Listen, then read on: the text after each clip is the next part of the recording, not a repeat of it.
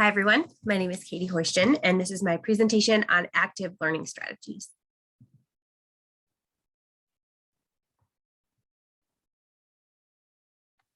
Active learning strategies are activities coordinated by the instructor in the classroom that actively engages students in their learning. Carefully planned active learning strategies enable higher order thinking for students.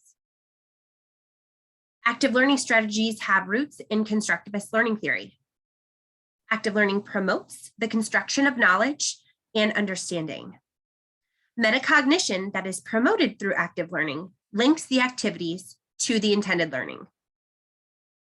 Research has demonstrated that students in traditional lectures are 1.5 times more likely than those engaged in active learning to fail.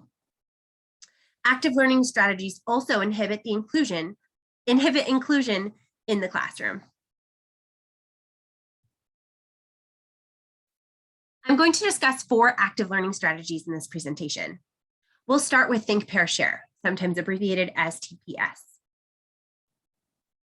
With the Think, Pair, Share active learning strategy, the instructor poses a question to the class. Students then think about their individual responses to that question. Then students pair with another student to discuss their individual responses together. And then finally, the pairs share out their discussion with the rest of the class. This could enable further discussion with the class as a whole in response to the pairs sharing out of their responses. With this active learning activity, students get time to think critically, creating a learning environment that encourages high quality responses. The questions that are posed are typically related to higher order thinking skills. This increases their own and others' understanding of content in a safe environment. Students not only process the topic with the Think, Pair, Share learning activity, active learning activity, they not only process the topic and the related to the learning objective, but they also practice their communication skills and their problem-solving skills. The Think, Pair, Share learning activity is easily implemented into the classroom. It requires minimal planning on the instructor's behalf. The time for implementation can be managed by the instructor from just a few quick minutes during class time to up to a half hour of class time, depending on what the intention of the learning is from the Think, Pair, Share activity. You can also have more than one question. Peer instruction is the next active learning strategy that I'll discuss. In traditional peer instruction, the instructor poses a question to the class on a topic that has just been discussed or that students came prepared to class for, such as in the case of the flipped classroom, students read about the topic before they enter the class. And the question is then given to the students to poll them for their responses. Now, their responses to the question, typically multiple choice, the responses to the question can be answered individually or in pairs or small groups.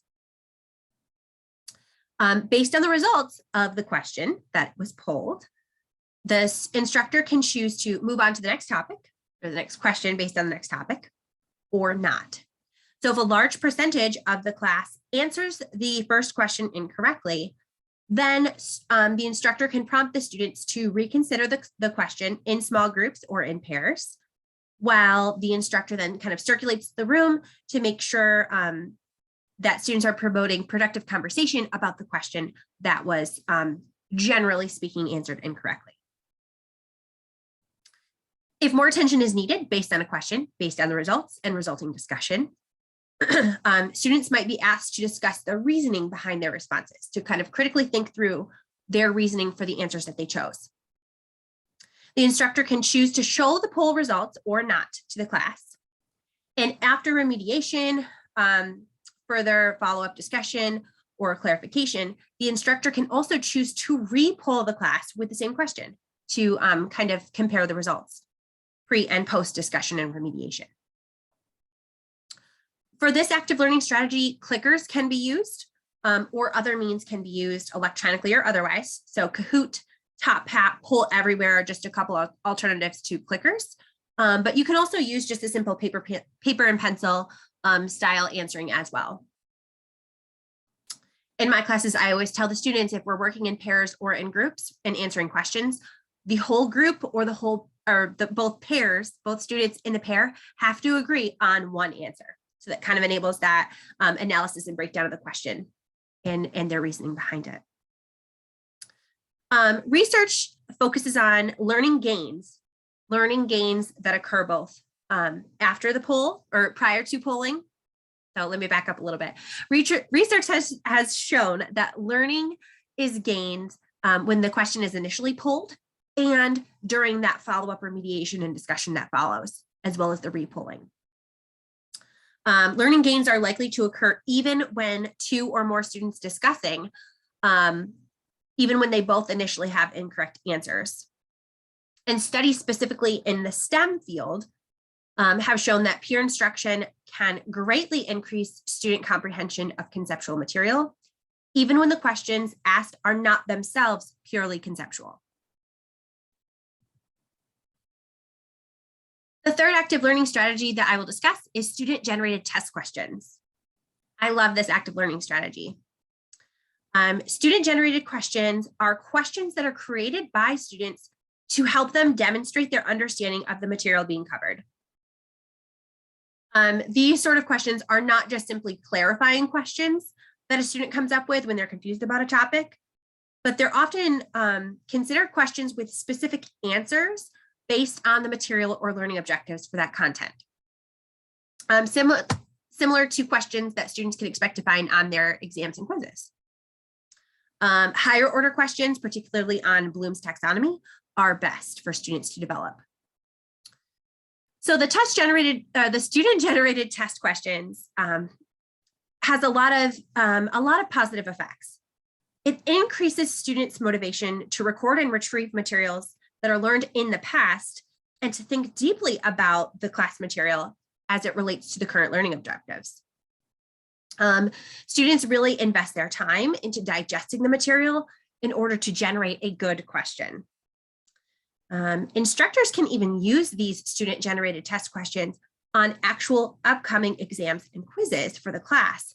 That's kind of even more motivation and incentive for students to create carefully thought out questions that they might see on their test and quiz in the future. They kind of want to have their questions on the exam. Using student-generated questions in the classroom has been shown to increase comprehension of the material, increase motivation, as I said, increase positive attitudes about the material, and it also promotes active learning behavior. Another pro to this active learning strategy is that there's little preparation and little planning on the instructor's behalf. The final active learning strategy that I'm going to discuss is case-based learning. Again, this is another strategy that I love to use in my flipped classroom.